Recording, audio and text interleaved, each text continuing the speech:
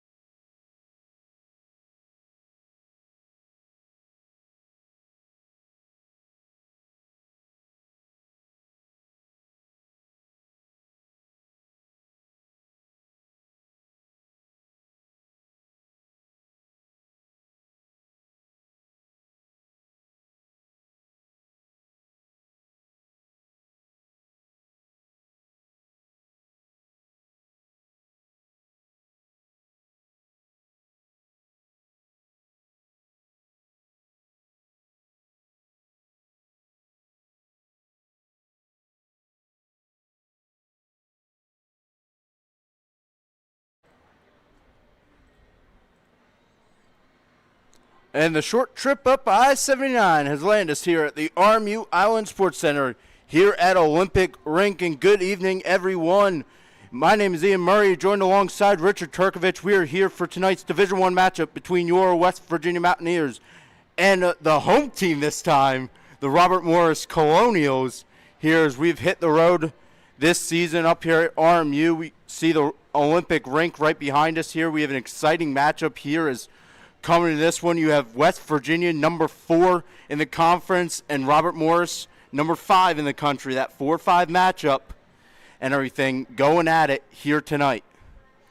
Well, this is going to be certainly one that the boys are going to be looking forward to. Talking to Coach Kutek before the game starts, they're in very high spirits. I think that this game is going to go in their favor. So we'll be excited to see how this goes because these RMU Colonials, they have a really good team. And I think that this battle in the conference is very important for West Virginia, especially the next 3 games, I think. Playing this game, obviously, then tomorrow playing another game, and then next week playing John Carroll. I think that those 3 games are going to be mighty important for this West Virginia team to come out on top on because if you don't, you're looking at a hole you're going to put yourself in, getting passed up in the conference and in the division. So I think these are big division matchups, and we're excited to see how it's going to go. Yeah, and we'll start with this one here at Robert Morris, but one thing to keep a note is just how good they are. They actually have the winning record on the road, but they have a losing record here on home ice here this season, Richard. So home has not been too kind to the Colonials here, so we will have to see how West Virginia can then match up against these Robert Morris Colonials here, taken on the road, face them here in their home rink. Well, you know how the saying goes. It's always win your home games, and if you can go 50% on the road, you're going to have a decent season. And right now, this RMU team, for some reason, at this home rink, they just have not had the mojo to get above 500. They're below 500 at home, but away, they're above 500. So it's a bit of the opposite. It's like a flip the script of what you would usually think of what would happen, with a team. And I think that's going to play into West Virginia's favor because it just seems like RMU, for some reason, at this rink, just cannot get the job done. Yeah, and I mean, we're even talking too how dimensions here in this rink. It's an Olympic Yeah, rink. It's just a little bit it's a different. little different. So see whose The hand this kind of face-off- plays into. Yeah. The face-off dots in the neutral zone are the main problem here because they're going to be a little closer to center ice than they would be the boards, which is unlike our rink back home. But this is going to be a fun matchup, I think, and a lot of WVU ties over there on the Robert Morris side, as well as a lot of ties for myself. We'll get into those later on in the show. So I'm excited to see how this West Virginia team matches up against a divisional opponent here tonight. We certainly will. Well, puck drop here is just about a few minutes away, so we will get all that stuff to you coming up here next on the Mountaineer Hockey Network.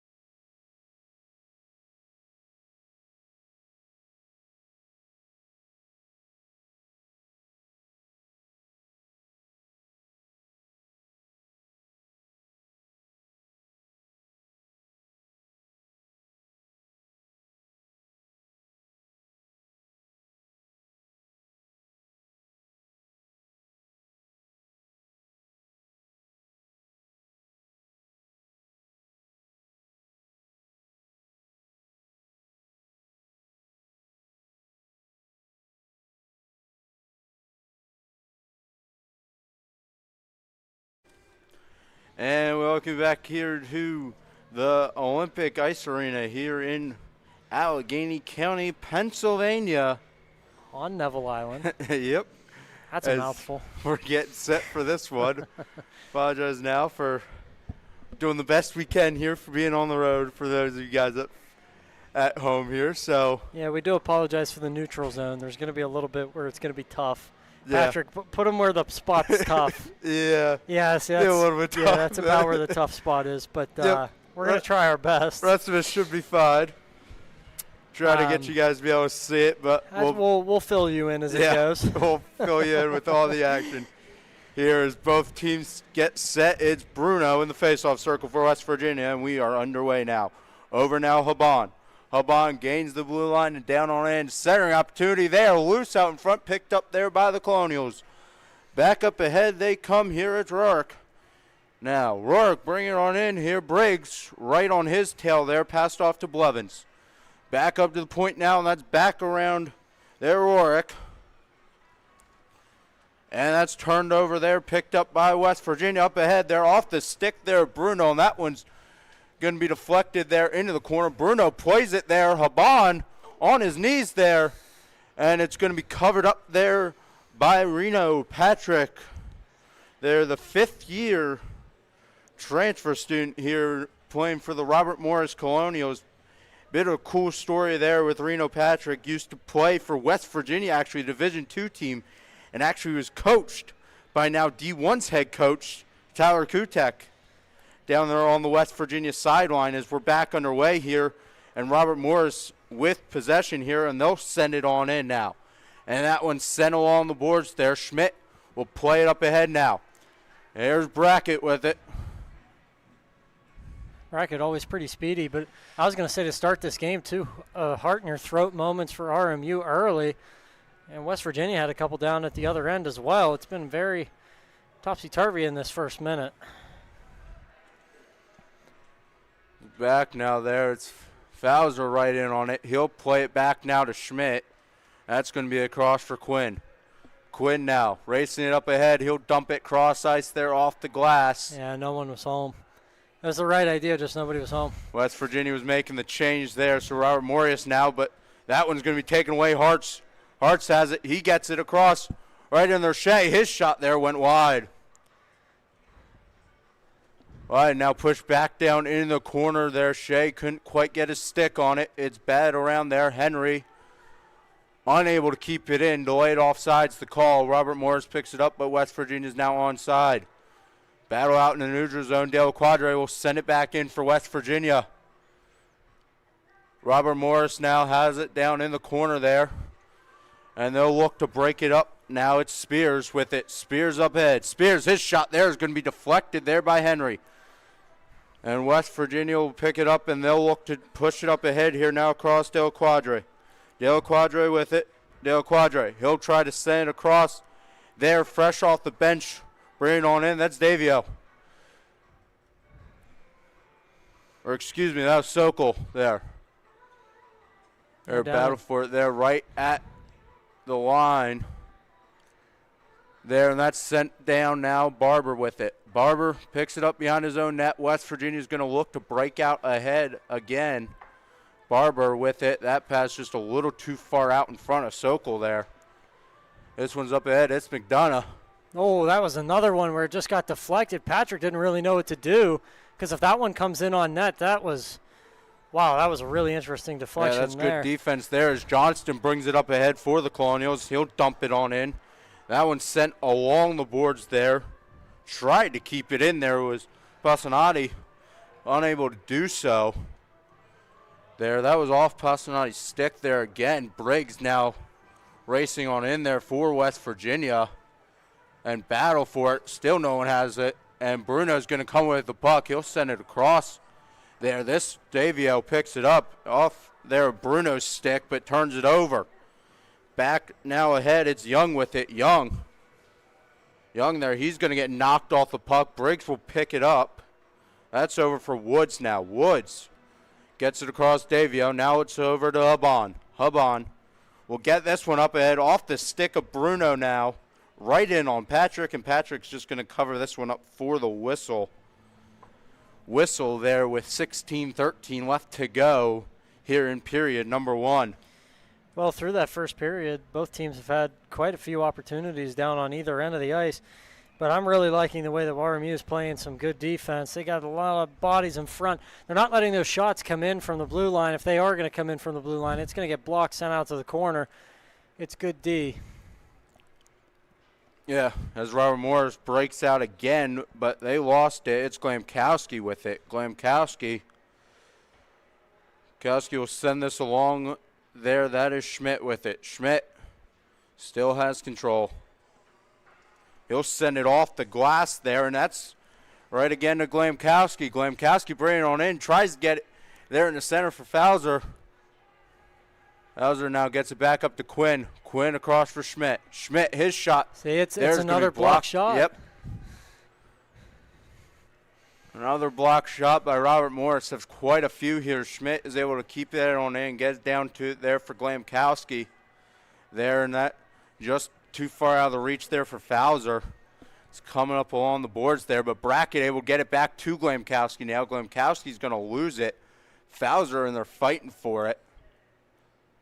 There, but Robert Morris has it now, and they'll look it up ahead. That one's off the stick of Rourke, though, there. And off the stick now, Brackett, is Glamkowski's going to give chase here, but that one's going to be picked up by Finnegan. Finnegan, the captain for the Colonials, brings it up ahead. He dished it off there to Rourke. Rourke, his little shovel there towards the net went wide. There's the battle for it in the corner now, and West Virginia comes away with it. It's Hartz. Hartz is going to dump this one up ahead for Glamkowski. Dale Quadre now jumps on it. Dale Quadre, his centering opportunity there is going to be turned over there, and that one's going to be Caramani. Yeah, it was just a bad read on that pass. He thought he had the ability to get that one all the way across and then just got sniped. Still loose now in the neutral zone. Dale Quadre will send it back in for West Virginia. There is Shea, is just going to knock this one right out of play. So that will cause for the whistle. Yeah, that puck will take a vacation to Cancun. Yep. Or Innsbruck. I guess it's right in front of that flag down there. I guess that's true. Maybe the puck wanted to go to Innsbruck. Hart's in there on the face-off circle. There's that one's tied up. There, and Robert Morris once again is going to come away with it, and they'll look to break out now. They'll get it out to center ice there. It's halted there. It's loose. Eventually poked in, and now behind West Virginia's net. There, Robert Morris has it down in the corner, gets it back over the point. Now it's back down to the corner there. Center opportunity right in the slot there, but LaQuatra couldn't get the shot off. He's another one that this coaching staff has had experience with. Back a little while ago, it's Shaler. Oh, Shea with a nifty move. Yeah, Shea then tried to get it off to Briggs there, but didn't connect on the pass. So Robert Morris has it behind their own net as they look to break it out. Robert Morris now up ahead. It's Passanati. He lost it. There's it's back now. McDonough. That's a It's a really good pinch from Karen. He notices that there's little option for them to go elsewhere, and then he pinches them inside the neutral zone. That was very nifty and smart hockey IQ play right there. Kept in there by Karen. There, this one's back there, and the arm is going to go up there. McDonough. I'm willing to bet that's going to be without a stick. I'm willing to bet that's going to be a trip. Patrick now out of the net for the Colonials. Colonials still have control of the puck as they look to get it up ahead there, and now it's going to be eventually be picked up there by Quinn. So West Virginia is going to be heading to the penalty kill there. Right now, as it stands, West Virginia was a 73.6 penalty killing unit there, but on the flip side there, Robert Morris' power play is only at 27.4%. So neither of them are great, but we'll have to kind of see how this winds up playing out for the rest of this game. Well, McDonough is going to be the guilty party, and he committed a hooking penalty. So he'll be sitting in the penalty box contemplating his actions. That one's immediately cleared, but Harps is going to be the first one to it. Harps bringing on in. Harps is going to get tripped up. And there's another one.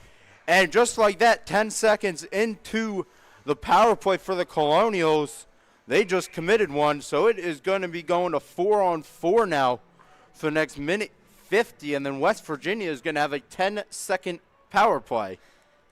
Boy, you love some 4-on-4 hockey, don't you? Garamani is the guilty party there for the Colonials. And he'll go sit in the sin bin. Yep. Cue the Law and Order music.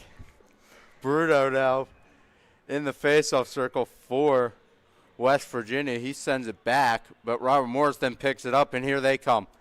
This one's up ahead here. It's Rango with it. Rango dishes it off there, saved there by Slojas. Another opportunity right in on Slojas off his stick. It's still batted around there. And it's going to go to the corner now. There, Bruno with the hit into the boards.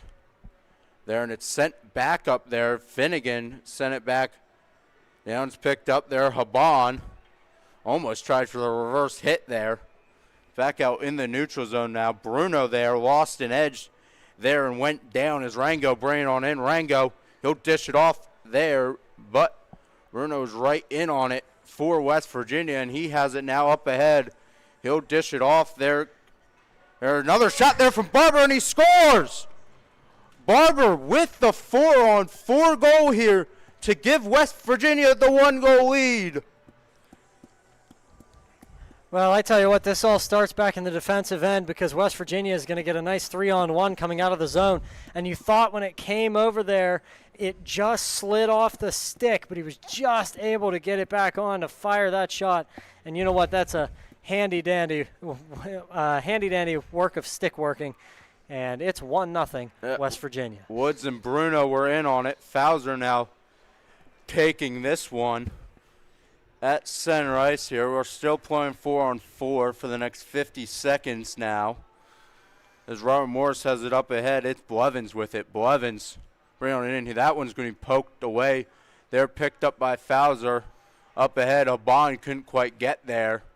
And it's still loose, and Blevins will pick it up again for the Colonials. Blevins bringing on in. He was all alone, though, no one with him. So West Virginia's going to take that puck away. Briggs will dump it back there for Davio. Davio will leave it off for Habon. Habon with it.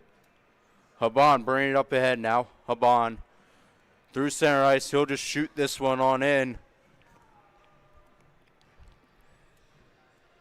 Habon's been out there now for almost this entire 2 minutes. 2 minutes here as Blevins up ahead gets that one poked from behind there from Fowler. There and up ahead there, but good defense there by Quinn. And Davio is able to get up ahead again. Now Habon with it. Habon power play has come to an end now, so both guys are out of the box. Back to even strength hockey as this one's going to be cleared all the way down the length of the ice here, and Quinn is going to be the first one to it, so that will be icing against the Colonials here with 10:15 left to go in period number 1. Well, you know, I figured I was going to bring this up because I think this is pretty important. Leo Habon usually able to use his height and his size against the other team. This Colonials team's got a lot of height on their team, which is, you know, quite to Leonard Habon's discredit because he is 6'4", 205. But then you look on the other side, Dobransky's 6'4", 220. I mean, it's one of them things where it's like Habon might be taken out of this game just because he can't use his greatest asset. Shea there, his shot's going to be saved there by Patrick. But, I mean, yeah, good point. And, I mean, you'll have to start looking to the smaller guys maybe on your team like a Nick Bruno. Well, and we know that Nick Bruno doesn't play like he's 5'7". No. Or 5'6". He doesn't play like that. He'll dish out some hits, and he's not afraid to take them either. No, and the great part is you've seen how much growth he's had this year. He's only a sophomore. Yeah. You have him now for 2 more years, and then you have guys. And he's had a fantastic season this year. Yeah, Klamkowski, Brackett, and Hart's there, all freshmen. Bright future for this Division I West Virginia team. That is for sure. Here's Barber. Was not able to control this one, so now it is up ahead. It's Young. He lost it, and West Virginia is able to get it back. There, Finnegan couldn't quite corral. He'll corral back in his own zone. I mean, that's something I've been seeing too, is that West Virginia on the blue line has really just been on top of things. Slur just made a nice save. Yeah, Slow just there with the save. He'll continue on playing it. There's West Virginia turned it over at center ice. But it's right at the blue line. It just, RMU's trying to come in, and they just hit a brick wall right at the blue line. As that puck there went out of play. I think definitely in this first period it's been advantage. Out of play, yep. Advantage Mountaineers. They're not allowing any changes, or they're not allowing West Virginia to change on this one, I should say. It might have been the ones that tipped it out. Yeah, I think it was down there. Blocked by a pole here, so it's a little bit difficult for us to see, so we apologize.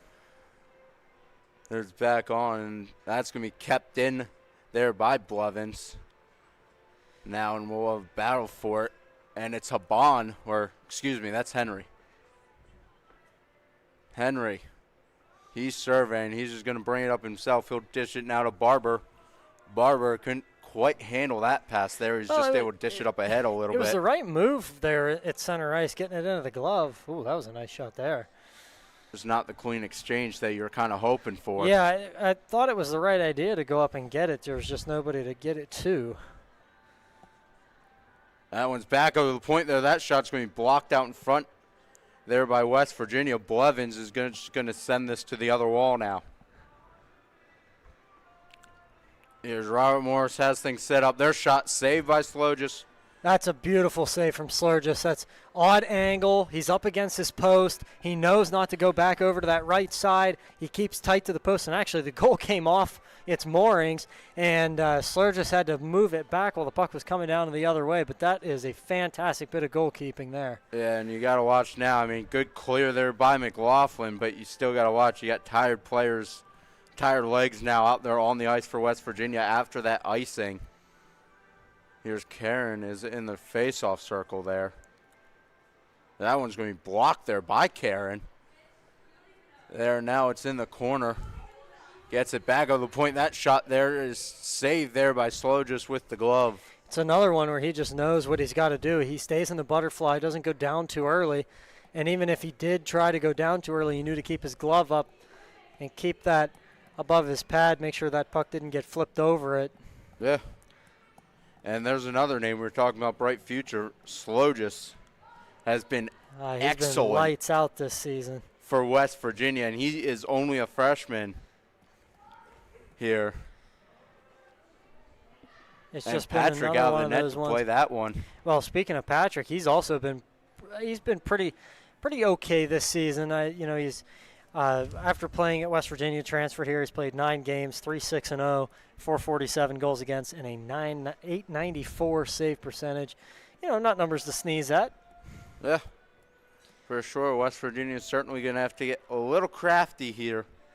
There's this one's down. Glemkowski, though, is going to be the first one to the puck. Well, he was able to cherry pick it because he tipped it. Yeah.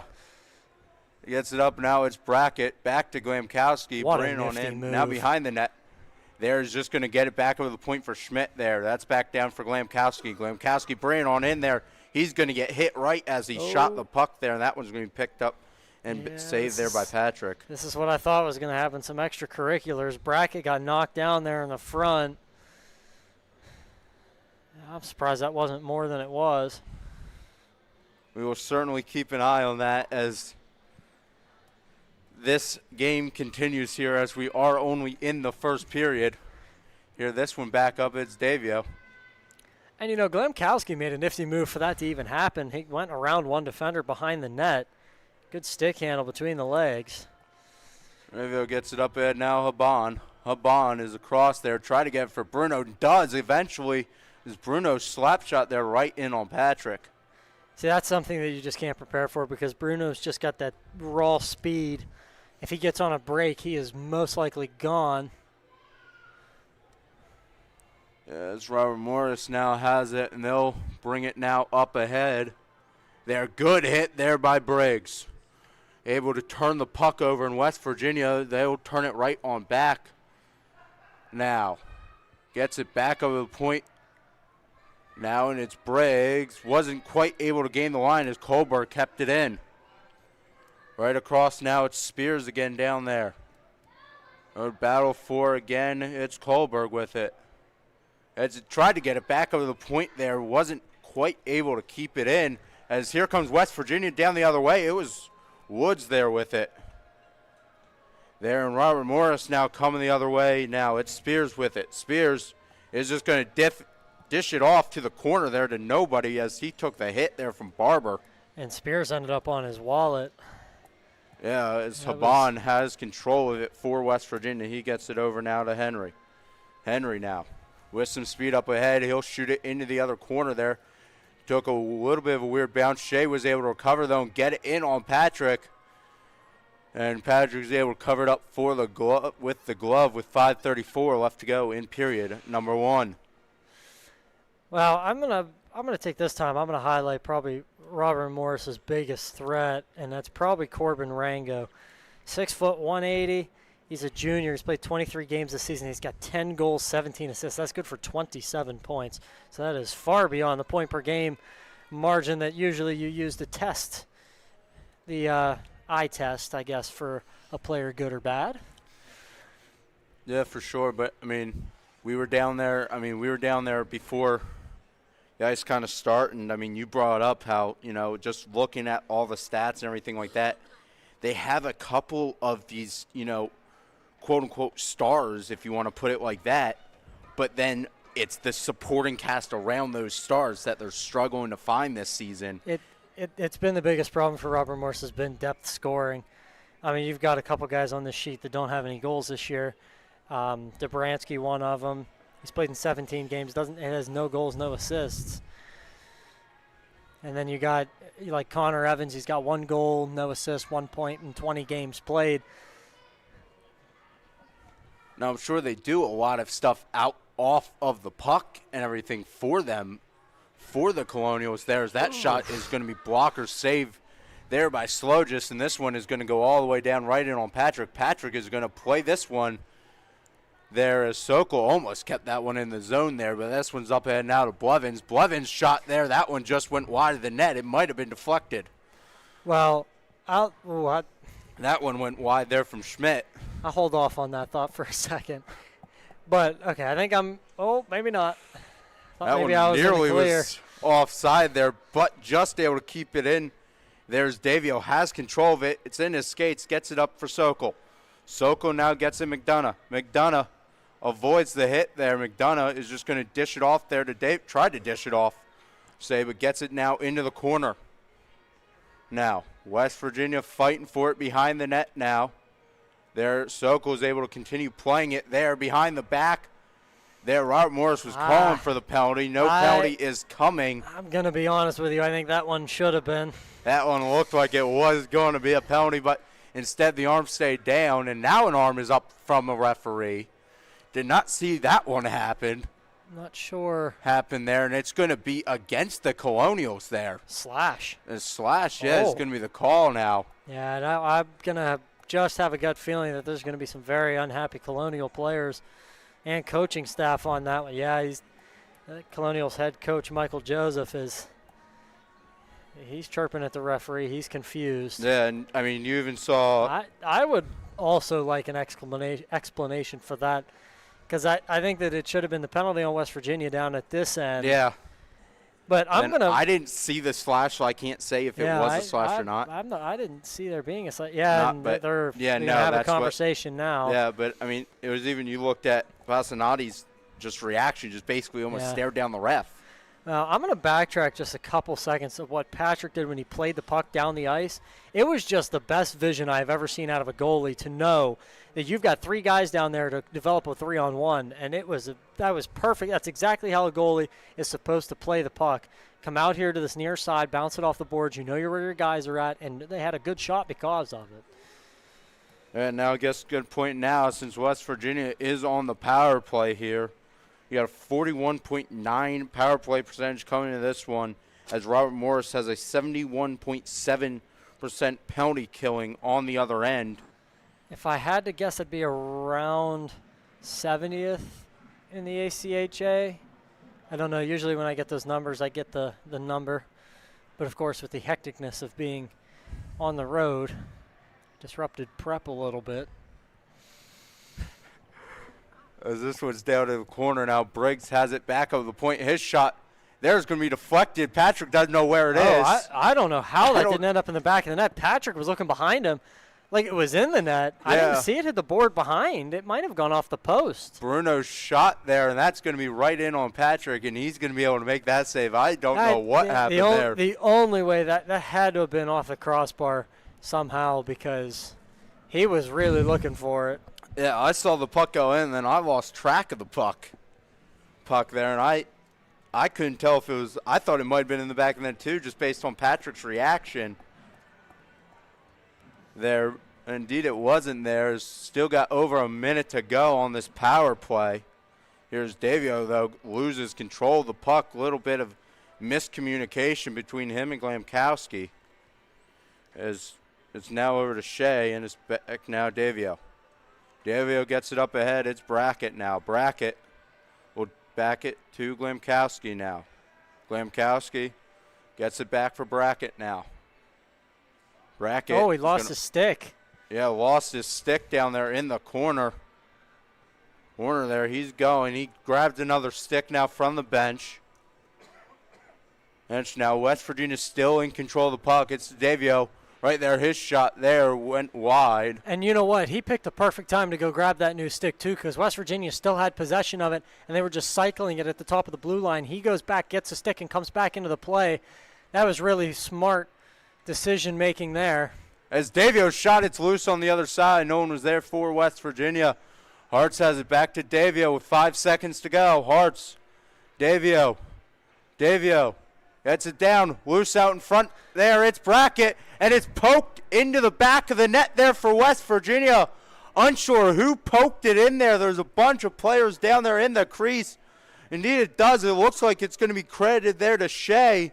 There's Brackett and Hartz are going to get the assist on that one, it looks like. And that's just grit. You get down there, you get a loose puck inside the crease, and you just crash the net, and that is exactly what West Virginia did. Then you have it up in the air. I don't know how that puck went in because it was in the air. It must have been batted out of midair to get into the net, and then it comes all the way back out to the neutral zone, so it must have hit the bar in the back of the net to Ref come is doing back a out. pull-up over there, too, and trying to make sure we get the scoring right exactly on this one. Is that one there, but good eyes again by Patrick. Yeah, Patrick coming out and played that puck. He's got some of the best eyes I've seen out of a goalie this season. He knows exactly when to play it, when not to play it. Henry now with it. And when he does it with a purpose. He's not just shuffling the puck around trying to recycle something. He's got a guy in mind or a position to get the puck where it needs to go. I'm really enjoying some of that goalie play down there from Patrick. Yeah. Learned from the best, I guess, Tyler Kutek. That's for sure. I mean, and you've looked at these last couple seasons when we've been covering them, and we've just seen how good the goaltenders have been under Kutek, and now you're seeing Patrick, who kind of came up under Kutek, playing this well too. And he's got the goalie magic. You got to give credit there to Kutek, as the clock is winding down as 15 seconds remain on the period here, as this one's going to be to Karen there. Karen is just going to send this across ice there, and that's just going to about do it here for period number 1 here in the Olympic Ice Arena here at the RMU Ice Sports Complex, or Island Sports Complex. On Neville Island. Yep, on Neville Island. You got to throw that in there here. Just about 20 minutes from here where Richard grew up. Yeah, I went to high school with some of the RMU, or one of the RMU guys at least, Gavin Crivelli. So that's a pretty cool connection. He's from my hometown. Always fun. He played for the D3 team last year. I remember calling that game as well. So it's a fun, it's more like a homecoming for me. Yeah, bit of a homecoming here, but so far, great period number 1 there for West Virginia. Is able to get two goals on the board there. Basically both. One came on the 4-on-4 there, and then the other one just as the power play was expiring. I'm not exactly sure where the power play clock was at there, but before we go to break, there was a little bit of discussion now happening between head coach Michael Joseph for RMU and the referees over there, and he's going to Oh, continue giving it to the linesman on the way off the ice. He is very hot. And this is there. So we will definitely have to keep an eye kind of as this one kind of continues going on, and he's still giving words. It to him. So we will definitely have to keep an eye on that as this one continues. But before we go here, I mean, just thoughts on the first period and everything from the West Virginia side. Well, from the West Virginia side, you're up 2-0, so that's pretty good. Keep your foot on the gas. If you're on the RMU side, you just got to reset and drown out the noise. You know, some of the calls haven't gone your way, and I agree that some of the calls haven't gone their way. I think that they could have had a couple more penalties than they did, but, you know, I think that I really think that they just got to tune out the noise, and they'll be just fine in this game. You're only down 2, and I don't want to say it, but I'm going to anyway. This West Virginia team has a habit of blowing third-period leads, and we've seen this song and dance before, so I'm not going to be too optimistic. I mean, we've been saying it all year long with this D1 team, and really every team, you have to play a full 60 minutes of hockey. Yes, you do. There is no and they're capable of it. Yeah. We've seen them do it. It's just hopefully tonight is one of those nights. They're 100% capable, and tough stretch and everything coming up, starting here with Robert Morris, everything like that. So we'll have to kind of see how this continues. But that is going to be all here from period number 1. Ian Murray, Richard Turkovich along with you. And we will be back for the start of the second period here in just a little bit.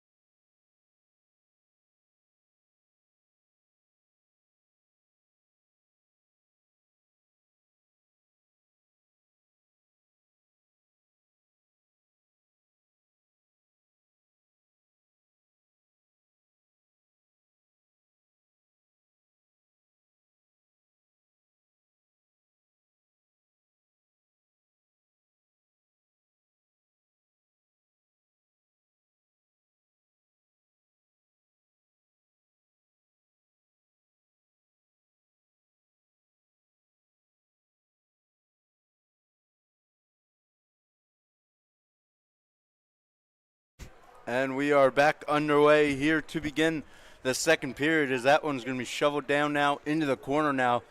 Briggs will pick it up in his own defensive end. Haban with it for West Virginia. Haban up ahead now to Bruno. Bruno dishes it off there. Woods. Woods' shot there is going to go right into the glove there of Henry. Or Patrick, excuse me. Well, I tell you what, that is some eyes in the back of the head from Bruno because he left that pass, no look, didn't know anybody was behind him, and he just leaves it there, and it works out really nicely for Woods to come and collect it. So that's, again, seeing eye moves. We've seen both teams be able to do that a lot tonight, being able to have that just pure hockey IQ where you're not thinking, you're just doing. Now that's the type of hockey that's fun to watch. Going to be blocked. This one's being tipped around there. West Virginia is onside. As that one's going to be sent along the boards there, picked up there by Moran, excuse me. Oh, geez, Ian. I don't think he's that bad of a guy. Come on now. Sorry, I had to do it. That was pretty funny. That's our job as entertainers, to make the people at home laugh. Yep. Robert Morris has control of the puck now behind their own net. Here, Fowler was in on it for West Virginia. Oh. As he's going to set it out, it's going to be sent right into the West Virginia bench. Kutek couldn't come down with it. Yeah. He only had 1 foot in bounds. Incomplete. Looked like prime Odell Beckham Jr. back there. Almost was, yeah. And I tell you what, though, if he would have caught that puck, that's all they would have talked about on the bus ride home. Knowing that coaching staff, I guarantee that.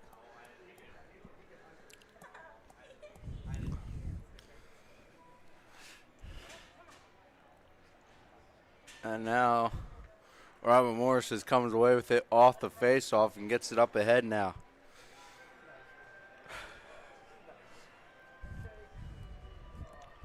Yeah, they're looking to play some good possession here. And I think that's something that Robert Morris lacked a little bit in that first period, was that they didn't have possession of the puck long enough. So the longer you keep possession, obviously, the more opportunity you're going to have to. Yeah, almost dangerous shot, though, there from West Virginia. It was being blocked away there from Patrick. That's the one caveat, is that if you do that, you risk having some bad turnovers in the defensive end, like that one.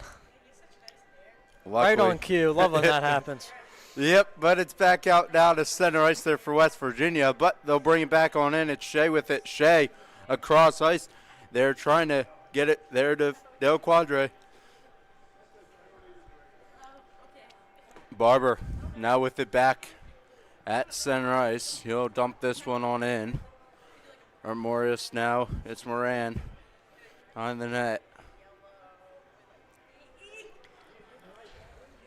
Like I said, the problem is that Robert Morris, they're possessing the puck a little more, but it's all in the defensive end. They haven't been able to break out yet because I think they're thinking too long on the puck. Almost was a good keep in there by Sokol, but it does get pushed out there, and Briggs wasn't quite able to get it, but Davio has it. He'll send it right off the linesman. So Robert Morris dumps it back out to center ice and down in shallow of West Virginia zone. Well, I'm just happy it's the turned over there. I'm just happy the referee's not holding his list over there because that nailed him right in the wrist. Sokol now for West Virginia. Shot right into the 5-hole there of Patrick, and he's able to shut it down. And you know what? That's another example of fantastic goaltending from Patrick because he has the pass option over on the right. So if he decides to guard the pass and go left, that leaves that shot in the middle more open. And he stayed right in the middle, and he was going to be more reactionary than proactive, and that's how you have to be as a goalie. That was perfect. Patrick has played one heck of a game. Bruno. And the 2 goals he's let in. 2 goals he's let in has not been, really was nothing he could do about them. No, not at all. Especially the second one that got batted out of midair. As Haban is just going to send this one all the way down the length of the ice. This will be icing against the Mountaineers. 16:39 left to go here in period number 2.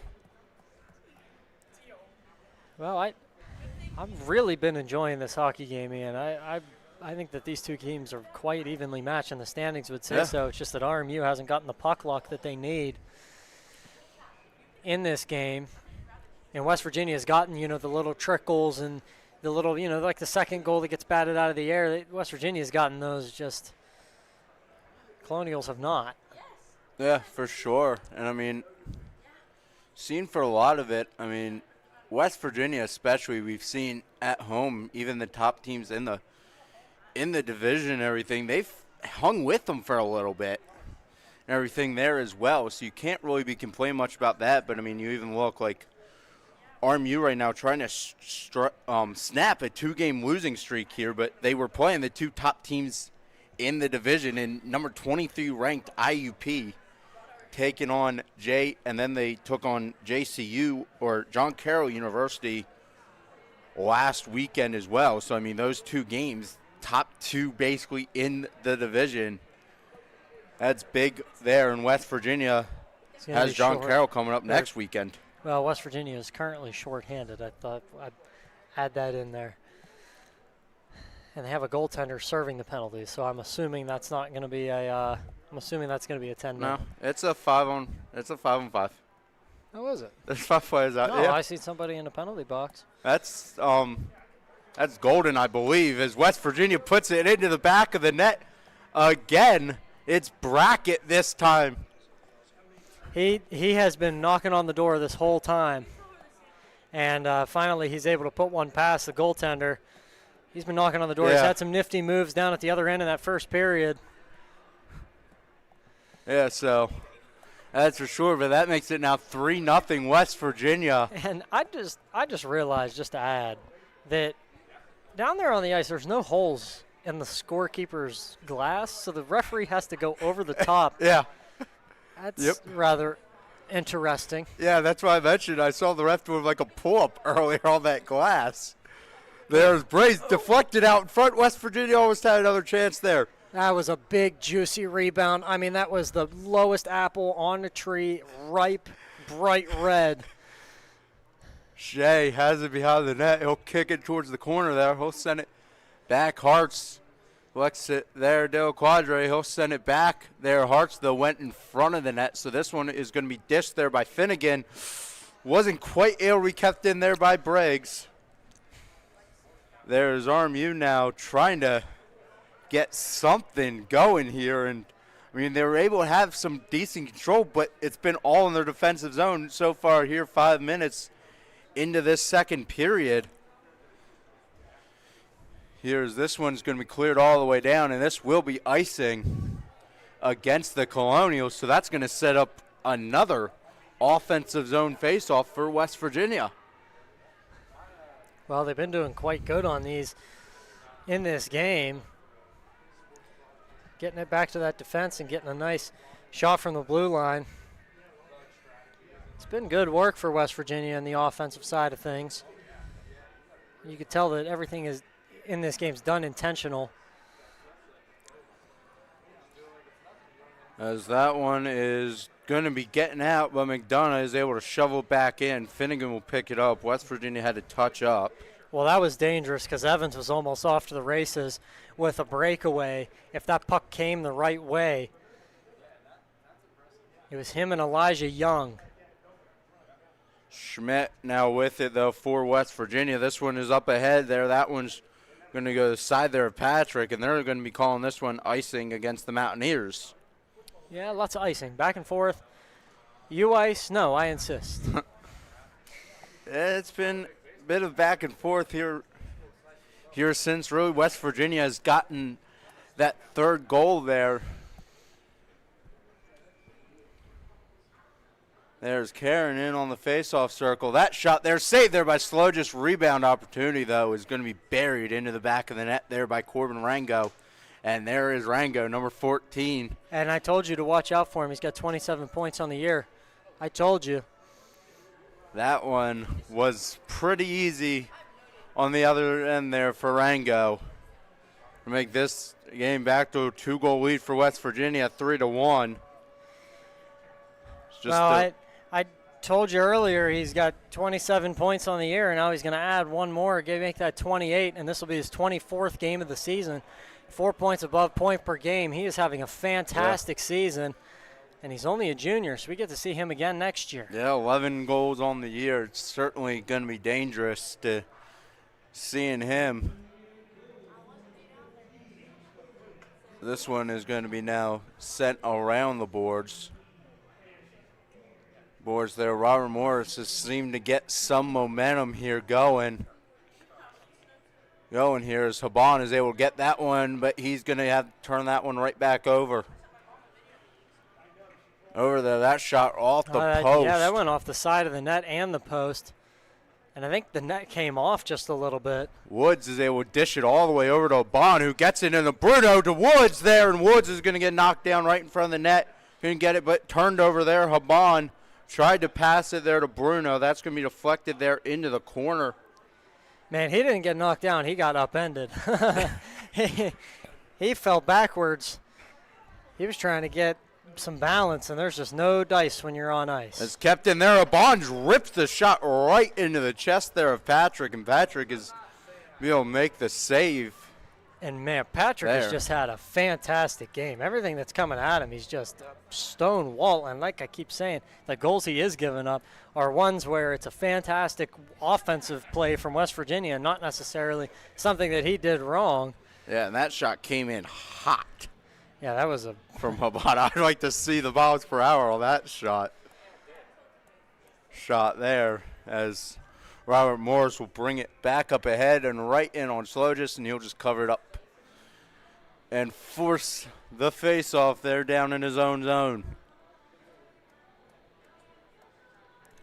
And both teams are just going to stick with the lines they have out there. Out there, and the puck is now down, and West Virginia is able to win it and get as far as the blue line. Good job there by Dabratsky to be able to keep that one on in there as we have a fight for it up along those boards down there. It's still pinned along them boards. Yeah, it just came free. Yep. It's usually in a situation like that, you got the referee screaming at you to move it. Eventually, both teams did move the puck there as it's going to go now over to the corner now. There, Robert Moore is trying to find someone out in the slot there, and they're just going to send this one all the way down the length of the ice. And Patrick's looking for the icing, but I think that was off his own player's stick. Yeah, I believe it was. That's why I came back here. I was going to say that now we got another board battle going on. Oh, boy. Here come the Colonials up ahead. Good blocker save there from Slogis. He stayed square to the puck, and as soon as that shot was ripped, he just comes out of his crease just enough to get the blocker on it. We're seeing some fantastic goalkeeping tonight. Yeah, another good save there from Slogis on that same possession there from the Colonials. And it's been a lot of bodies getting in front of pucks as well. Like, this game has been more physical than you would think. It certainly has been, and I mean, not surprising since it seems to kind of be always kind of a chippy game, is almost like a rivalry type game. Is the proximity? The proximity to each other is very close as Shea there ripped the shot there and went off the glove, I believe, of Patrick into the corner there. That one's going to be turned over right into the slot. Shot there by Dale Quadre, and he buries it into the back of the net for West Virginia. And just like that, West Virginia is back on top by 3 here with the 4-1 lead there. And I believe that one just went right through the 5-hole of Patrick on that one. Well, that puck thought it was Arnold Slick and got all greased up and went right through the center. And that's all I have to say about that one. That's just a little trickler. Yeah, I thought Patrick had that one in the save, and then you see the fist pump from Dale Quadre. And those happen. It stems from West Virginia having good offensive pressure. They're down inside the corner, and they just keep the puck in the offensive zone for extended periods of time. And when you do that, good things are going to happen. They've been down there for most of this game, at least for most of this first half of the second period. Oh, and I have a feeling during the next whistle there might be a little bit of something here, because Dylan Shea just kind of ran into Patrick and hit his pad. And I have a feeling something along the lines of Shea getting involved in something is going to occur later. Yeah, we will have to keep an eye here going forward. And West Virginia was offsides there, and so that's a delayed offsides called there. So that will force the face-off here right in front of us. Well, just about halfway through this game. And, yeah, Patrick's got to move the camera.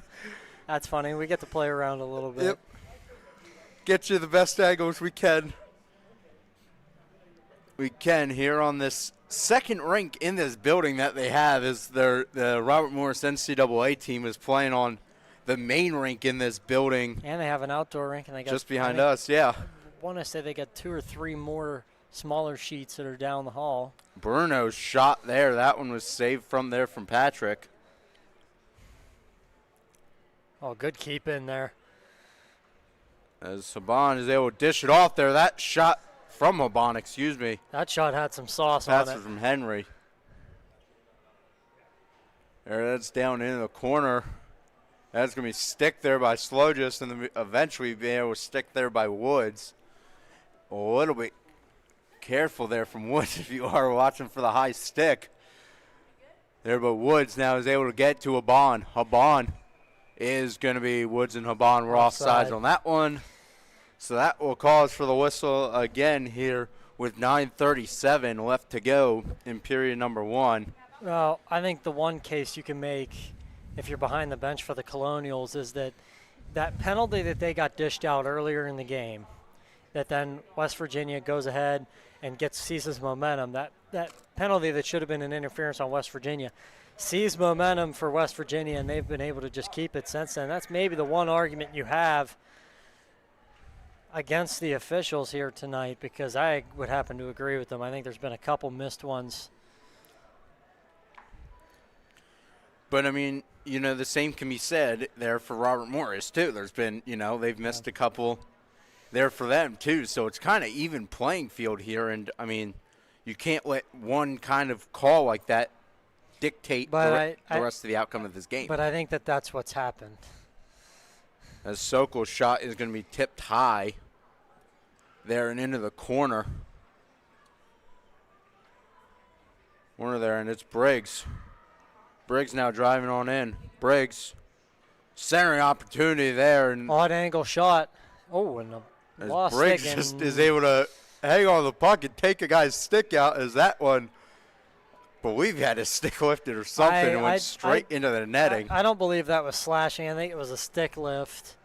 Because usually when you see a stick fly out of somebody's hand like that, 9 times out of 10, what are you going to think? It's slashing. Yep. And I don't think that was the case for that. It was probably one of those that he was trying to sell the call.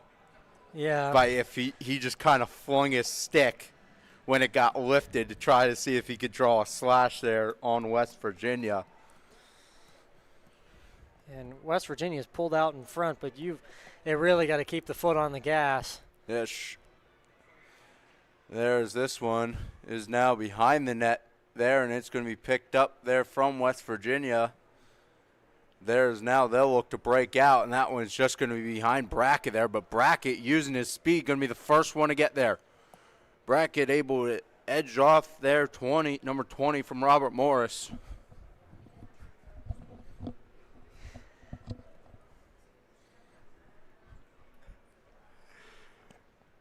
Morris here is West Virginia now back in their own zone. We'll send this deep now, and Brackett once again is going to be the first player down there, as that one was dangerous as Patrick was out of his net. What is Patrick doing? He was out of his net playing that puck there, and that was almost dangerous there, but Patrick's able to get back on top of that one. You know what? It worked out for him, but I wouldn't have thought of doing that.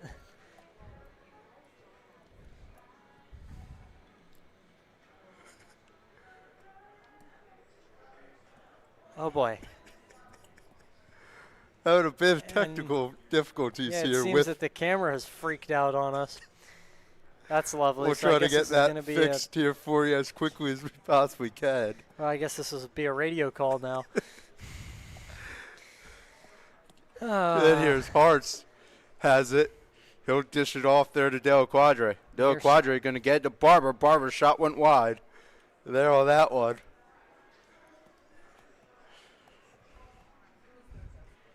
That one is Del Quadre's shot there is going to go now into the corner. There, Robert Morris trying to get back up, but West Virginia keeps it in. Harts wasn't able to find anyone there. And I think we got it. Did we get it? Patrick gave the thumbs up. All right. Yeah, the camera back up and going for you. Sorry about that for all of you watching at home there for the little technical difficulties. We love those when they happen. Maybe. Yep, there we go. 6:44 to go. Yeah, this clock just struck 10 o'clock Eastern Standard Time. Might make it to the late night hockey club here tonight. Offsides is the call, and yeah, that is going to be the first time all season. If we could get there. If we get there, yeah, this game's going to have to kind of drag on here. We want to make it 2 more hours. I don't think that's going to happen. Yeah, I don't know. Maybe fortunate for us because then we'll get home earlier. Yeah. Unfortunate for the players, too, because, we still got a game tomorrow afternoon. Yeah, well rested. This is one of the craziest back-to-backs I think that this team has had all season because usually you go to an away game and play both games at that place. Yeah, or you're on the road and it's not that bad, and depending on timing-wise, but of course this game started late around 9 o'clock. Yeah. And you think about that. Then getting home so late and then having to get a rest. And you have to be back at the hockey rink for probably about noon tomorrow. Yeah, so 2:30 puck drop. Maybe a little earlier than noon. So you got to get home or get us some sleep on the bus ride if you can get the adrenaline to come down. And it's it's, well, we'll say it again, but it's keep your foot on the gas pedal for the rest of this game. And as soon as the final buzzer goes, it's about tomorrow and prepping for tomorrow. It's if I was one of these guys, I don't know if this is healthy or not a doctor, but as soon as the final buzzer goes, I'd be taking 2 melatonin and getting ready to pass out on the bus. Right after this game is over. I'm talking in the locker room. Don't know if you can quite do that, but I don't know if the adrenaline would let you sleep afterwards. And I'm not sure what this is going to be here. Yeah, we have a discussion happening with the referees, and then it also looks like. And I think they might have lost sight of it in the corner. They're discussing something. Meanwhile,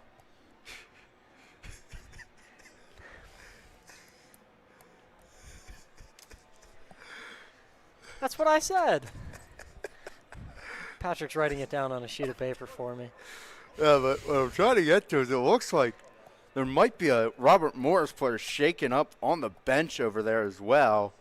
He's kind of being blocked out now, so I can't get the number for you there. Well, that could be very interesting depending on who it is.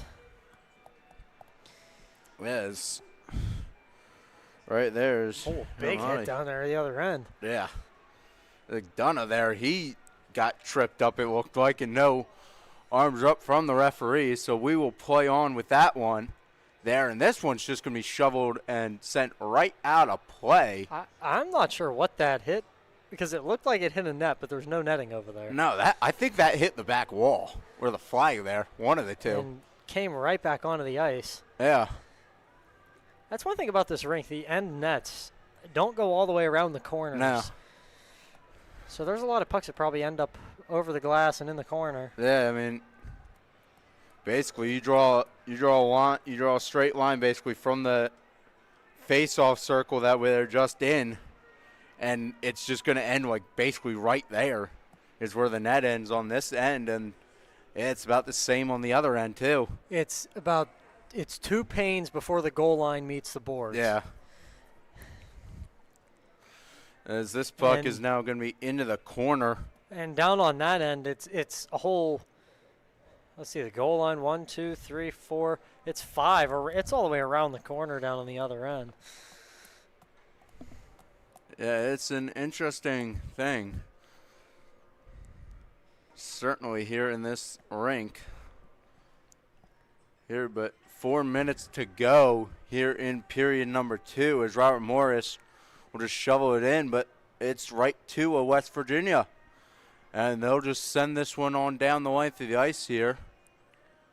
Here, Glamkowski is fighting for it there, and Robert Morris' player is going to be taken down. Glamkowski is going to be getting called. Yeah, Glamkowski is going to be going to the sin bin to do his time. We believe the call on the ice is going to be holding. We will wait and see the official word from the referee. Referee here, but Patrick over here to my left just said he's right. And yep, he was. Just holding is the official call down on ice level. Patrick should get certified to be a referee. I mean, he probably knows a lot of what happened. He's the public address announcer back at the Hope Gas Ice Pavilion. With how much hockey me and you have watched together, it's a shock that we can't call a penalty before it happens yet. Yeah, so just is going to be able to make a save on that one. No, Ian, we do this every weekend for 2 years now. Yeah. And we still can't get it right before the referee says it. Yeah. I mean, unless it's like a blatant, like trip or something. That's about the only ones. Back up to the point there, Finnegan. He'll dish it off. Now back up for Finnegan. Robert Morris now. They have things set up. It's back to Finnegan. As this one right in on Slogis. Slogis looking around for it. It's out. Oh, it's still loose right in front of Slogis. I don't know how it's not in the back of the net there. I have no idea. But it is not in the back of the net, and it is under Slogis. Slogis makes the save there. It hits Slogis underside of the pad at least before the whistle blew.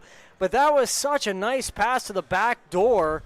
And then I don't know how he spread out like a starfish, brings it over, gets the pad down. Then it's loose inside the crease. He lays down, and I don't know how that didn't end up in the back of the net. And as soon as the referee blew the whistle, Slur just looked at everybody and was shaking his head emphatically no. So that is, wow. I can't believe that just happened. Slogis is a brick wall back there tonight here, only allowing the one goal here so far. A brick wall with wheels. Brick wall of flexibility, too, to be able to spread out like he did. I think he should go for the gymnastics team after that move. He covered that entire crease up, and there was no room for the Colonials to get that puck in the back of the net. And it makes sense because Slogis is 6'2". He's got the long legs. He's able to get spread out and get that type of I don't know how to word this, but he's got that ability to spread out properly. I don't know if that makes it any better. But then, like on West Virginia's side, you look at some of the other goaltenders you have. Zach Hull's 6'1", so again, he's got the height. But A.J. Golden's 5'10", but we've seen him play, and he doesn't play like he's 5'10". He plays like he's 6'2". So, yeah, great. I mean, another beautiful backdoor pass. That's the same move they made earlier. The exact same move they made earlier on this power play. This time, though, Slogis was ready down on the other end. And he denied it again. Slogis has just been here, there, and everywhere. But what's dangerous about this is what I'm seeing is that Robert Morris now knows exactly the passing pattern they have to be in to get that pass to be open. And I'm worried that, he's got the last two, but it's just you can't keep letting those come in on you. As Finnegan has it back of the point, 10 seconds to go here on the power play. Oh, and he let out another juicy rebound. This one right out in front there, and here we go. This is going to be fun. Yep, it's getting chippy there. I thought Barber was taking the gloves off there. Yeah, I think Barber might get a penalty for this. I thought he was going to take the gloves off. If you're already going to the box, in my opinion, you might as well get your money's worth. No, it's not going to be Barber. I think it might be Sokol. Wow, I don't know about that one. I'm Or not sure. No, it's not Sokol. I was going to say Door's open. Someone's going. No, it's going to be Henry. What? What? I'm sorry, but Yeah, wait, what? Barber was down there, tackled a man, about took off his gloves, and he's not the one. Did they just call a slash on Henry? Is that the penalty? I have no idea. What? I am clueless. I can't even say that that's a bad call either, because they probably did commit the slash, but there was a penalty, but I figured that wasn't going to be what penalty they called, because I thought there was multiple there. But I thought it would have been on, we'll go Barber. with the slash, sure. I mean, well, now it's going to be 5-on-3 for 3 seconds. Yeah, 5-on-3. Glemkowski's just about ready to get out of the box, so West Virginia is going to have to kill off another penalty, and this one is going to extend. Oh, Any other one there's Glemkowski takes out Patrick down on the other end there. Well, and that's legal. He's outside the crease. Outside the crease there, and there's no ill attention there from Glemkowski. Another shot, and they bury it. And what did I say? In the back of the net. Yep. I said it's that same passing pattern they've had. They get it down low into the corner, bring it up top, and then over to the left. And just for some reason, there's always that one hanger that's right over there in the slot, ready to make that backdoor shot go into the back of the net. That time, Slogis just couldn't get to it. And he saved the first two, and I don't expect him to get the third one. Yeah, that's just unfortunate for West Virginia. Now, still only have a 2-goal lead. Here it's 4-2, and this is where that conversation has to be. 60 minutes. Yep. You have to finish out this game. You've played fantastic. You've had the momentum the whole game. But come on now. Got a minute to go now as this one almost came right up at us. Yeah, we almost got it, I assume, there. And not that it could get through the glass right in front of us. I wonder how thick this glass is in front of us. Yeah, I don't know. Patrick's saying pretty thick. He's looking at it. Oh, we're going to get it. Oh, okay. We got it. Take the glasses. As Bruno there couldn't quite get the shot off. Fabon tried to center it there, but Robert Morris is going to pick it up, and now all the momentum is with the Colonials. Yeah, and you could just feel the momentum has shifted in the game ever since those 2 back-to-back penalties. And now if you're West Virginia, you got to stay out of the box, preferably for the rest of this one. But knowing how chippy this is getting, oh, boy, that was another good shot coming in. As Bruno is able to get it to a Bond, who will spin and pass it there to Woods. Woods all alone. Woods shot. And, I thought that one might have been into the back of the net there. He tried it went top shelf over Patrick's shoulder, but it did not. Try to throw that one where, as they say, where mama hides the cookies. Yeah. This one was down around here. Woods has it again, gets it to Bruno, kicks it over to Bond, and Bond hit it off the side of the net. Man, what a shot that was. West Virginia doing some RMU play tactics with the backdoor pass again. There's Bruno to a Bond shot there. It's loose on the other side. Patrick's able to get across there. Back of the point now, Briggs. Briggs here. 12 seconds to go in the period as Patrick covers this one up. 10.8 left to go on the clock, and West Virginia all of a sudden is trying to take that momentum right back heading into the second intermission. Well, I tell you what, that's exactly what you got to do after giving up a goal in the power play like they just did. See some momentum back. That's perfect. That's exactly what West Virginia needed to do. And, man, that was some beautiful offensive zone hockey there. Ron Morris is able to win that face-off here as the clock is just going to kind of tick down as this one's pinned up against the boards. And, yep that is going to do it for period number 4. But what a period it was for either side here. And it's 4-2 West Virginia heading into the second intermission. But it was, you had the 4-3 kind of lead. You had a 4-3 loss against these Colonials back at home. Here just a couple months ago. Don't remind me.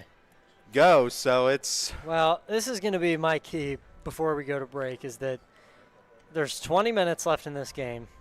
A lot can happen, and I'm just going to leave it at that. Yeah. 2 goals can be scored quick. And we've seen that happen just against this very team. So we're going to be holding our breath here into this third period. Yeah, it is going to be a fun-filled third period, so do not go anywhere. Here from the Robert Morris University Island Sports Complex here on Neville Island. So we will be right back for the third period.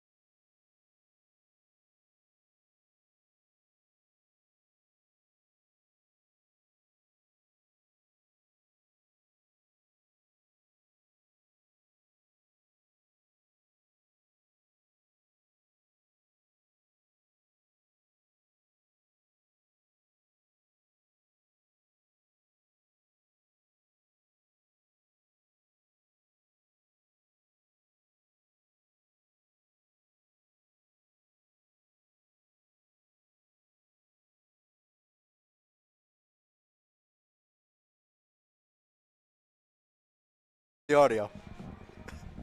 And we welcome you back here to the Olympic Arena here in Allegheny County, PA.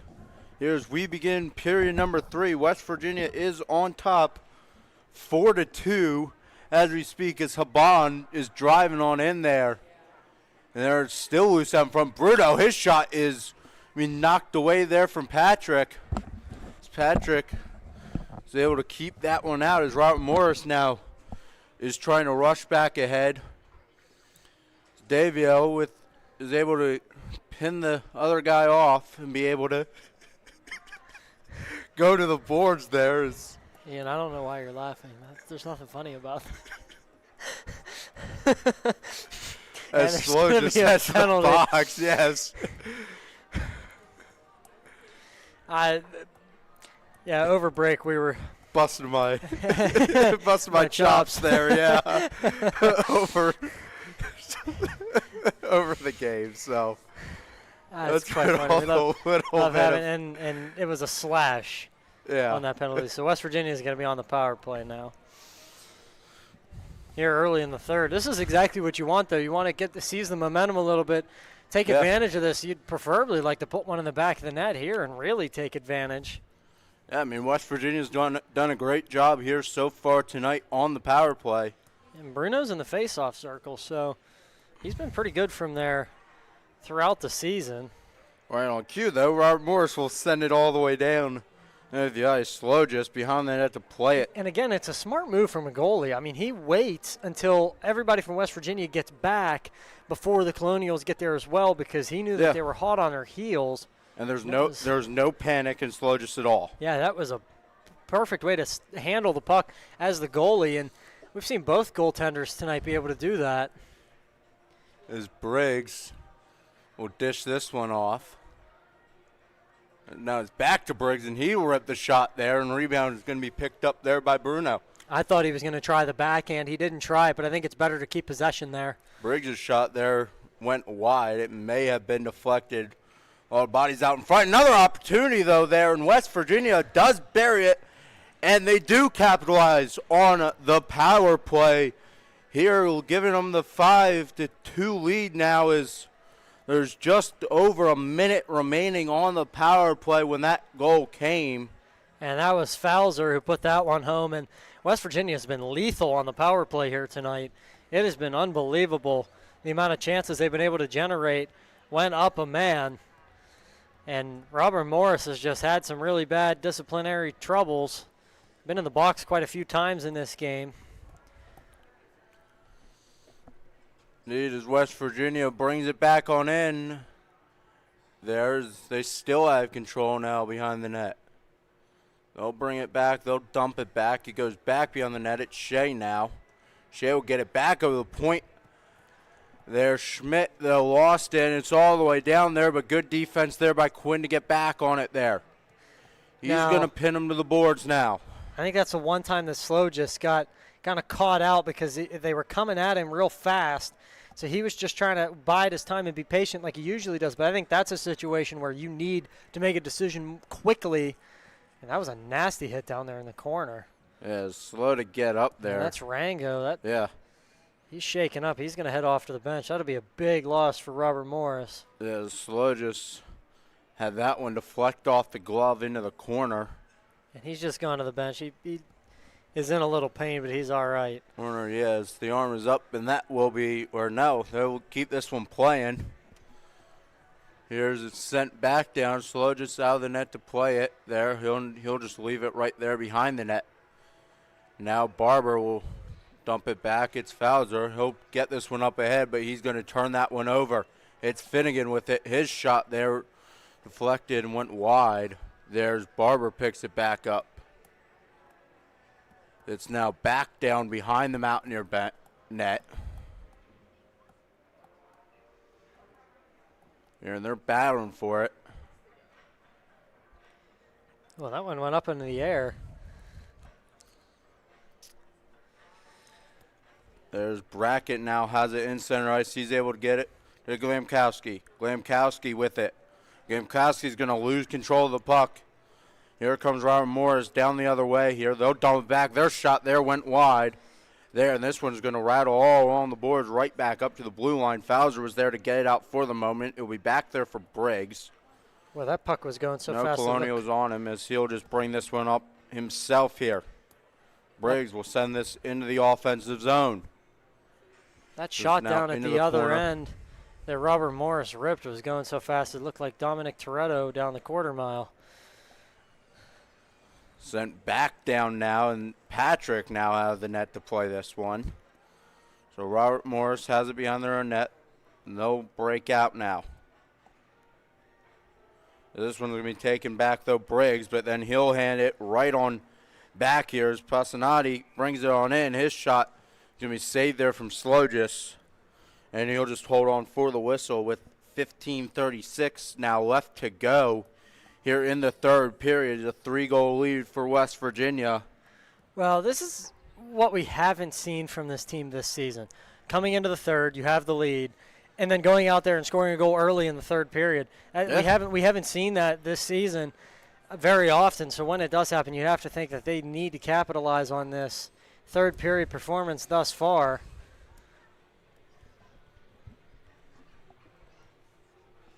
That one ripped the top of the boards there. I thought that one was going to actually head out of play, but it stayed in. There's this one's in control of the Colonials. Saved there from Slogis, but the rebound opportunity is going to be buried in the back of the net, and it is back to 2 goals now. And, you know, there's not much that Slogis could have done about that. That's just a juicy rebound you leave out on a platter, and that looks like Thanksgiving dinner. And I like to call that a turducken.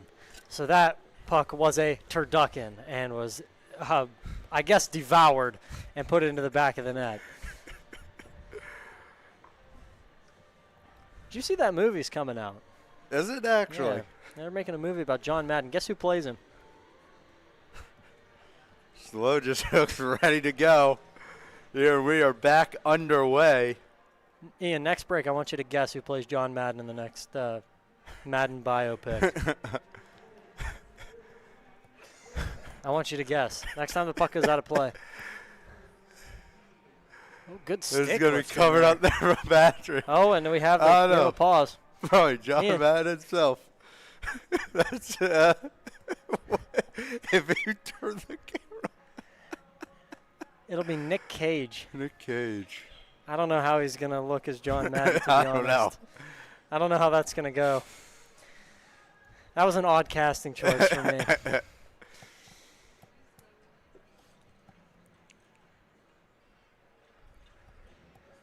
This one's back in play now. Robert Morris looking to break out of their own zone now. That one's going to be centered, though, right back in the slot by West Virginia, but no going. There's still bound for it. That's kept in there, but West Virginia was already back in center ice there as we had a collision, a bit of a coming together center ice, and we're going to have an interference call coming up here against West Virginia. Oh, and see, this is exactly what you did not want to happen. Yep. Henry's going to go to the box. It's going to be interference, and you're only up 2 now, yeah. And it's the most dangerous lead in hockey. I'm going to shut up now. I'm just going to say I got a feeling in my stomach, and West Virginia's penalty kill's been, you know what, I'm not even going to finish that sentence. It's been a little shaky tonight, but Slogis certainly has not been shaky on the penalty kills. There's that shot went on in there, and this one's out to center ice, and back on down there as Fowler was the one giving chase. And a first good clearance there from the penalty kill, but Robert Morris putting on the pressure like a pressure cooker. It's going to come home from work. We're going to see if your pork chops are done or not. 1:30 to go on the power play. That shot there, it's loose. It went to the side of the net there. He blockered it down. It ended up in between his legs, and I don't know how it ended up behind the net. I don't know. Slogis, though, looked like he might have lost sight of it for a second there, but Robert Morris has things set back up again. And they've got good structure here on this power play, like we've seen. Yeah, Finnegan at the top. His shot, that's pad save there. Brackett is able to get it cleared, and West Virginia is going to be able to get a change. But here comes Robert Morris quickly. Robert Morris up the ice. That's a center opportunity. The slot did not go there. West Virginia unable to clear this one, and that rebound opportunity there from Barber is able to get cleared. It was another fantastic play from Patrick. He has got to have some sort of bird's eye view of what's going on down the other end of the ice, because he just throws it down there. He recognizes West Virginia is making a change. So as they're making a change, Robert Morris gets up quickly and he dishes the puck up early, and it's onside. It was beautiful, and I don't know how that didn't turn into a goal, because that was just a thing of beauty. Briggs clears it all the way down here with 15 seconds to go on the man advantage for the Colonials. Robert Morris pushing it up the ice here. But that one's going to be taken right back there. It's Woods. Woods. Here he lost control of the puck there, but the penalty is now over. So West Virginia has killed off that power play there. Lead remains at 2. West Virginia on top 5-3, 12:20 to go. Robert Morris is looking to make a push here. Robert Morris pushing up ahead here. His shot into the center there. Being able to stick away to the corner now, and it's loose there. Schmidt picks it up for West Virginia behind. There and right at the blue line there is Barber picks it up now, and he's going to be able to bring it as far as the Robert Morris blue line there, and he'll send it deep. There, Schmidt takes a hit into the boards. Hartz has it out at center ice now. Hartz brings it on in. Hartz, his opportunity there out into the slot was no good there, and this one was off the glass and all the way down. His shot there is saved there from Slojas. Good redirection by Slojas. He is standing on his head, and I don't know how you got reflexes that quick to recognize that it's going to be a far post shot. That one was deflected there, and West Virginia is able to get it out there. Pass and 10 for Shea. Went off the boards, but Shea able to gather it up again, and it's just going to find Patrick's glove on that one. And snagged right up into his glove.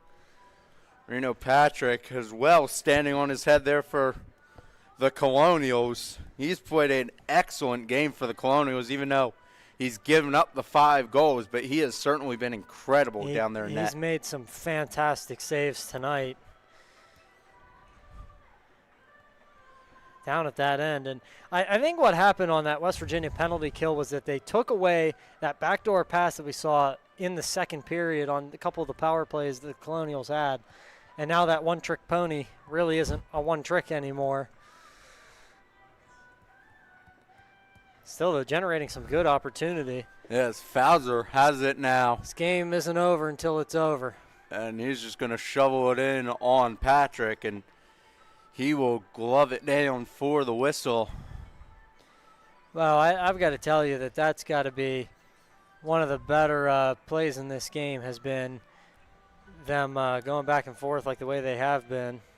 And just then, you get a breakaway coming down here, but it seems like they're relying a lot currently on Rawhich, the sophomore, because, well, for good reason. He's got 36 points on the year and only in 24 games. And with 18 goals, 18 assists, if you do the math, that's a winning recipe, and he has been lights out fast. And they're going to be offside, I believe. No, we have a Mountaineer shaking up in the net, it looked like. It was Karen who went sliding into the net. I'm not exactly sure how he ended up there, but how did he get there? But he landed up in the back of the net, so that's why the whistle is blown here. Well, that's very interesting. Here, well, appears to be all right as he was able to take the face off there, so back underway there as McDonough catches up to that puck. McDonough, he'll swing it along the boards now behind the net. And that point I made earlier about Rawhich, he's number 19. He's been coming down this near side quickly almost every time he's attempted to get the puck. Oh, that one was dangerous. That went behind him. I think dangerous, though. We do have a Colonial again shaking up there's there. going to be a penalty coming up. Yeah, and there's a penalty coming up. Oh, boy. Yeah. Can't see the second number on that there. Looks to be 22. That's going to be... I think that might be your old buddy there. Yeah. From high school who's shaking up on the play. There's Hook was the call on the ice, so we hope he's okay.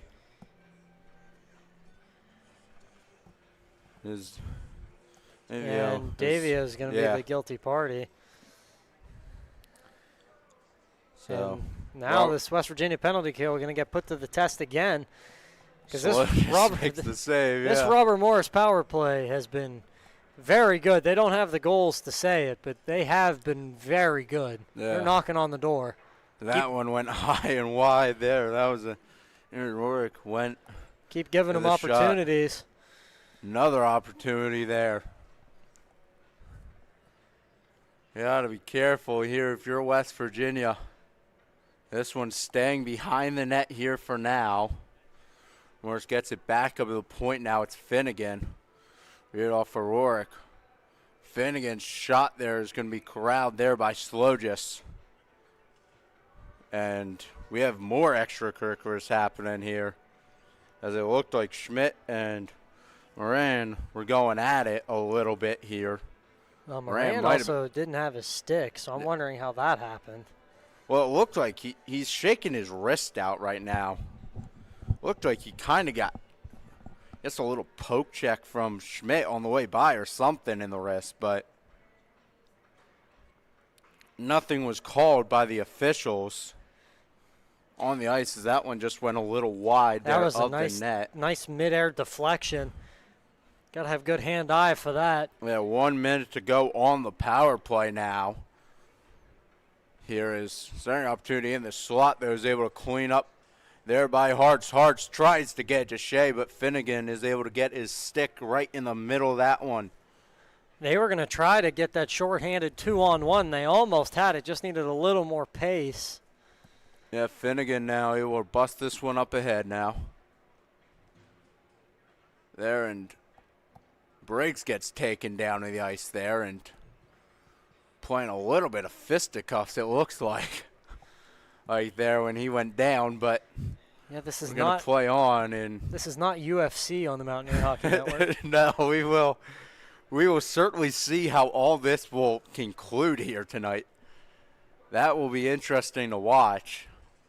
Robert Morris has things set up as the power play has come to an end. They tried that back door again. They had it that time, but it skipped off the stick of Rango. And they'll bring this one right on in there, but Slogis was ready as long as the Mountaineer defense, and West Virginia is going to get the lines back out there as Glamkowski is going to swing this one into the net there. I think that took a deflection. Yeah, off that the was deflected. Stick. And but that was a good attempt at the good attempt at the backhand, though.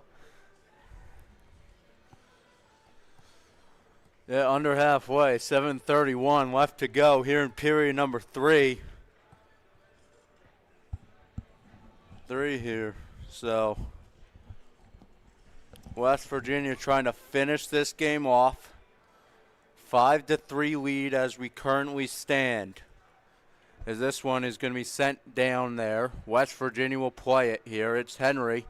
Henry has control of it. Henry gets this one up ahead now.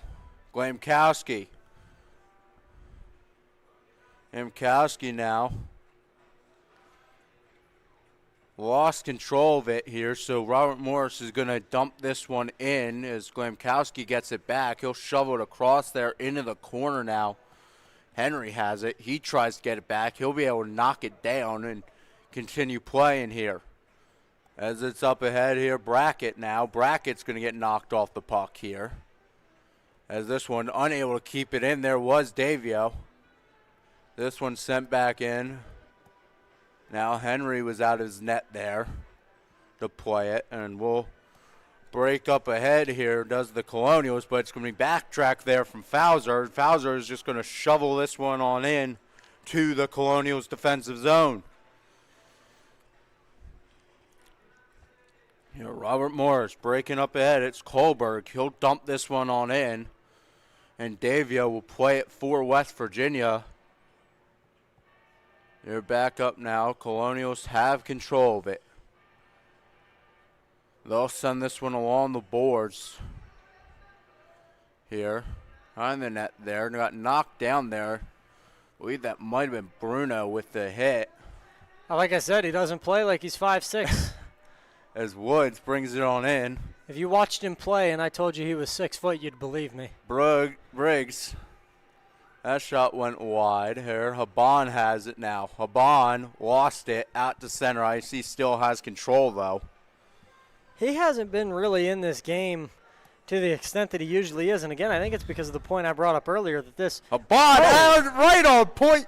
Snipes it on home into the back of the net. There, and Richard, he is telling you to keep your mouth shut up here. As he's like, I am in this game plenty.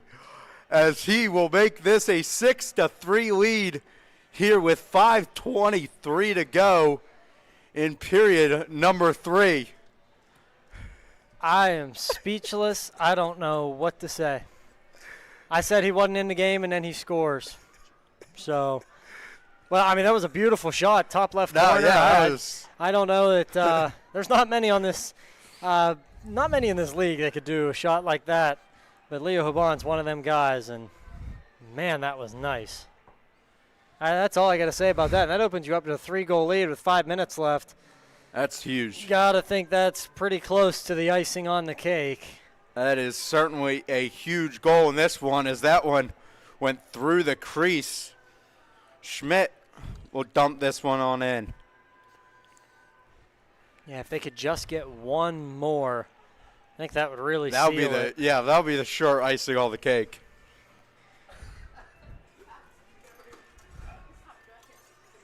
As Finnegan has it for the Colonials, and they'll send it on down there.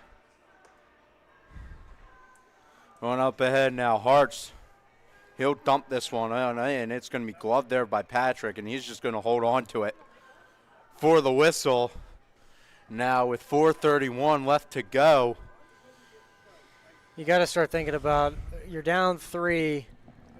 I don't know if you pull a goalie in this situation. Yeah, I don't know. I don't know if you do unless you get one back. You're going to have to try. I'd say you're going to have to try to get one back here in the next couple minutes if you're the Colonials, and then you're going to have to start thinking about pulling the goalie. Yeah, because I don't know, down 3, I don't know really if you would even try that.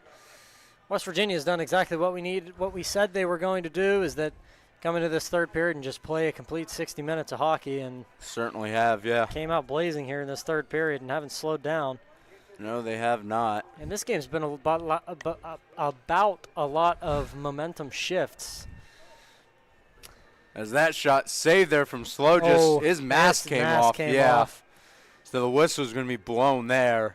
Yeah, yeah, that's the right call there. His mask came off. I thought that puck was going to trickle into the back of the net, to be honest with you. Yeah, that was a little dangerous there. Luckily, Slow is okay. Yeah, because it hit him in the chest, and then he kind of let it trickle behind him. I thought it was going to end up in the back of the net, but he's going to get his mask reset. 3:55 to go. Yeah, I'm not sure exactly how the mask came off, but probably got knocked into. Would be my guess here with 3:55 left to go. Here, so he's got the mask back on. Put the gloves back on, grab the stick, and we are getting set to get back underway. And seal out these final 4 minutes. Not going to make the late night hockey club, unfortunately. No. It's 10:54 on the East Coast. Lucky for us, though, we might be getting home at a decent time tonight. Yeah, not a chance. Not a chance. Yeah. As Davio has it. And they're going to, oh boy, there was a big fight there, and Rorik was not very pleased. Fowler now. 2-on-1. Within 2-on-1, and they scored, but the whistle was blown early. I think they were called for an offsides there. Oh, man. So no goal on the play. That was so close. Kutek is in disbelief over there on the sideline. Because that was on the bench. beautiful. He cannot believe it. It was a beautiful pass, even better finish, and wow. Wow, yeah, wow indeed. I mean, I think that's the right call, but still, you just got a feel for the guys that just scored that one put together. That was fantastic. As Moore's player hit the ice behind the net there, and West Virginia is just going to do all they can to keep the puck down in this end here and not let Robert Morris really get any chance here in the remainder of this game. Down in that corner, I thought Rourke again. He's playing angry, and there it is. Yep, here we go. As we're just going to play on. I thought we were going to get something bigger there. I'm not sure how. That was Fowler, who was what seemed like the victim on there from West Virginia. I mean, he put him in a headlock. Yeah. Body slammed him. And the arm stayed down for the referees. With 3 minutes left, I don't have a problem with it. Maybe maybe this is turning to UCF on the Mountaineer Hockey Network. Let a little bit of WWE come in here. Come on. Because RMU is playing with their emotions right now. They are very upset. 2 with the minutes to scoreline go. of this game. Oh, here in Brackett brings this one up ahead here, and you got to imagine that's going to about do it as 2 minutes remain here. And down so 3. Look forward now to, if you're West Virginia, to tomorrow as Duquesne is coming to town, as we'll be back at the Hope Gas Ice Pavilion. Puck drop is set for 2:30 tomorrow afternoon. Here is Shea. We'll bring this one up ahead here. And that's going to be a team that Robert Morris has played recently and played them pretty tightly. John Carroll ultimately came out with the win on that one. There's going to be a penalty or a whistle here. Oh, boy, there was a fight down in the near-sided corner. Somebody's bucket has been knocked off. Yeah, we can't really see down there in this corner from this vantage point. I heard the whistles before I seen any of it. Yeah, I didn't even realize that was happening. But I have a feeling this one might be. We'll have to kind of sort this one out. Maybe not. No, they're not going to take anybody here. I mean, and Kutek is at the very edge of the bench here. He's wanted an explanation for this. And none of the rest are coming over to him. Yeah, he wants to know what's going on. He wants a ref to come over to him. And no official is coming over. Well, the one official's gone over to the Colonials now they're bench. On the Colonials bench, yeah. Which Michael Joseph's been hot all night. And Kutek, no official went over to Kutek on that one. Well, when you're up 6-3, I don't think they're going to really care what you have to say, to be honest with you. If you're West Virginia, though, too, you got to be careful here because you don't want to wind up doing something that will then get you suspended for tomorrow's game either. Yeah, that's true as well. You do have to be careful here as that well. Game tomorrow if you're West is Virginia. just as important as this one. Yep, as Duquesne, like we were saying, is coming to town, so that would be an interesting one. And then John Carroll is coming to town next week, and that's actually going to be the senior night for this Division I program. And that's going to be a fun game. I told you at the top of the show, the next 3 games, this one, Duquesne, and John Carroll were going to be the 3 best games probably of the season. Yeah, that's important. This one didn't disappoint. Lots of fireworks in this one. Yeah, there certainly was. Got to be careful there from your own goal there, but 30 seconds remain, and West Virginia is just going to skate this one on out here, and they'll send it in on Patrick. There once more, and it will go right through the 5-hole, and with that 19.3, that will really do it here for this one. Well, that I like to say is, ladies and gentlemen, I believe the kitchen is closed. Yep. As Karen will fist bump his teammates on the way by. there in West Virginia will look forward to Duquesne coming to town tomorrow afternoon. And like we talked about, it's going to be a quick turnaround. You get done late here on Neville Island, and then you have to make the trek back to Morgantown by bus. Not a very fun trip. And then but the victory will make it all the better here for West Virginia. It will. But these boys can't celebrate too hard on the bus. Got job to do tomorrow. Yep, got a job to do tomorrow, and I'm sure Coach Kutek will be saying the same exact thing to them in the locker room here after this victory. But huge thank you to, obviously, our GM, Todd Ukin, being able to allow us to come out here to RMU. Thank you to RMU for hosting us, and huge thank you again to Coach Tyler Kutek for allowing us to tag along on this Friday night and everything. But that will do it here from Allegheny County, Pennsylvania here, as the final score is West Virginia 7, Robert Morris Colonials 3. As we'll have the handshake and we will sign off. Any final thoughts here, Richard? Other than I think this is exactly what West Virginia needed, but all eyes got to be on tomorrow. It's going to be just as important of a game. And then you got to turn your eyes to next weekend as well. Don't look too far ahead. One game at a time. One game at a time. Duquesne coming tomorrow. But definitely your eyes are on Duquesne now. So from Richard Turkovich, Patrick and Madison running our camera and computer for us, I'm Ian Murray, and we will see you all tomorrow back at the Hope Gas Ice Pavilion. Have a good night, everyone.